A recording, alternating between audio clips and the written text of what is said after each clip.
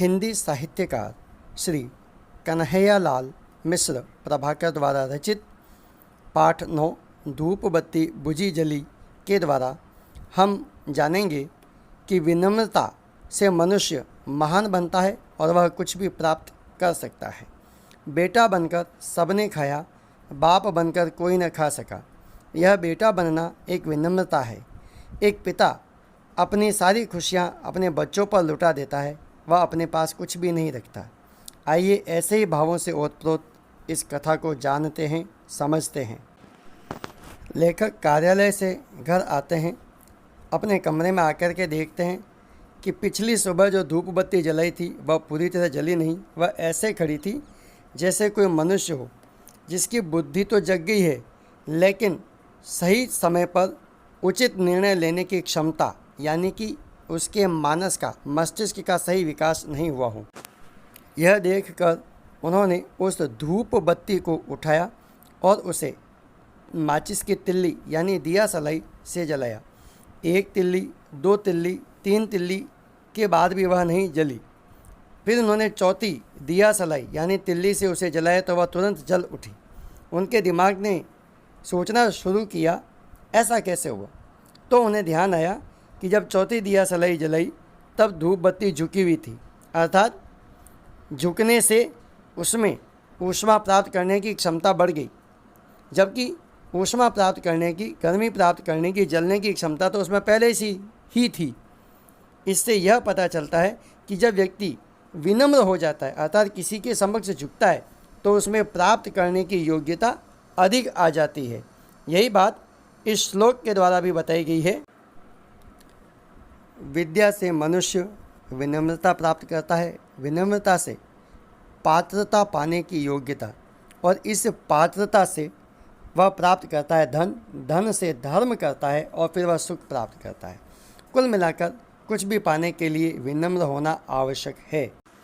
यही बात लेखक को पंडित मदन मोहन मालवीय जी ने बताई थी कि देश के हर द्वार पर एक दाता खड़ा है। दाता यानी देने वाला खड़ा है, अपनी खुली थैली लिए, किंतु कमी उन हाथों की है जिसमें वह अपनी भेंट दे सके। अर्थात दानी लोग तो बहुत हैं, लेकिन ऐसे योग्य व्यक्तियों की कमी है जो उनसे दान ले सकें। इस बात को हमेशा ध्यान रखना। और फिर उसके बाद जब लेखक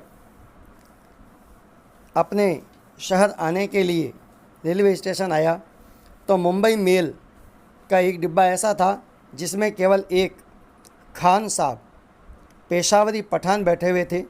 उस समय खान और फौजी को शेर और सांप बोला जाता था, जिनके पार जाना, जिनसे बात करना बड़ा ही मुश्किल काम था। उसे देखकर लेखक के मन में आया कि पंडित मदन मोहन मालवीय जी ने जो बात कही है, क्यों ना उसका प्रयोग यहाँ किया जाए। उस डिब्बे में खान अकेला बैठा था।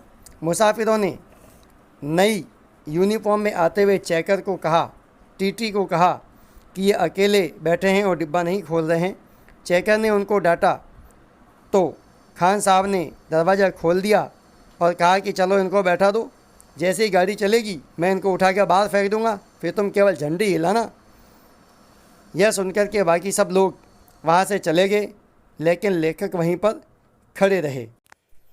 लेखक ने खान को देखा, खान ने लेखक को देखा। लेखक ने सोचा कि इसमें दाता है या नहीं, देखते हैं। तभी खान ने कहा कि तुम नहीं गए, तो उन्होंने कहा अगर आप मुझे गाड़ी में चढ़ाएंगे तो मैं चलूँगा। खान ने कहा क्यों, दूसरे डब्बे में नहीं जाओगे? डब्बे यानी डिब्बा, कंपार्टमेंट। तो उन्होंने कहा नहीं, आप एक बहादुर पठान हैं और आपका दिल बहुत बड़ा है, यदि हमें उसमें ही जगह नहीं मिलेगी तो फिर किस में मिलेगी? तो खान कहता है कि हम तुम्हें नीचे फेंक देंगे, तुम्हें डर नहीं लगता?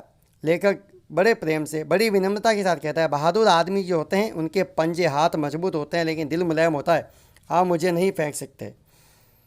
तभी गाड़ी चल देती है और यह देख कर के खान तुरंत दरवाज़ा खोल करके लेखक को अंदर बुला लेता है। इस प्रकार लेखक की विनम्रता खान को मजबूर कर देती है कि वह उसे गाड़ी में बैठाए, जबकि अन्य लोग नहीं बैठ पाते हैं।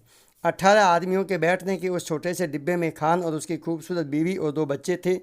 खान ने लेखक को बिठाया और 2 सेब उसके हाथ में दिए। लेखक ने सोचा क्यों न खान की और परीक्षा ली जाए। क्या वास्तव में ये दाता है? क्या पंडित मदन मोहन मालवीय जी का कथन सत्य है? दूर से स्टेशन में गाड़ी रुकी तो एक बूढ़े को उन्होंने बैठा लिया। कुछ समय बाद दोपहर हो गई तो खान साहब सोने चले। तो खान साहब ने कहा कि आप चाहो जिसको बैठाना, लेकिन आप बैठे रहना, आप खड़े मत होना। और जब शाम को खान वापस उठा तब उस डिब्बे में 12 लोग थे। खान बहुत ज़ोर से हंसा और बोला, अगर आप लोग इसी प्रकार से मेरे साथ सफ़र करें तो बहुत से लोगों को आराम मिलेगा। लेखक ने भी हंसकर कहा कि हाँ, आपको साथ रहना होगा, तभी तो मुझे खाली डिब्बा मिलेगा। खान की सख्ती क्यों छूमंतर हो गई? वह देने के लिए क्यों उतावला हो गया? लेखक की सफलता का क्या रहस्य था? इसका सीधा सा उपाय है, इसका सीधा सा उत्तर है विनम्रता। हम जितने विनम्र होंगे हम उतना अधिक पा सकेंगे। इसलिए विनम्र बनो, संस्कारी बनो। धन्यवाद।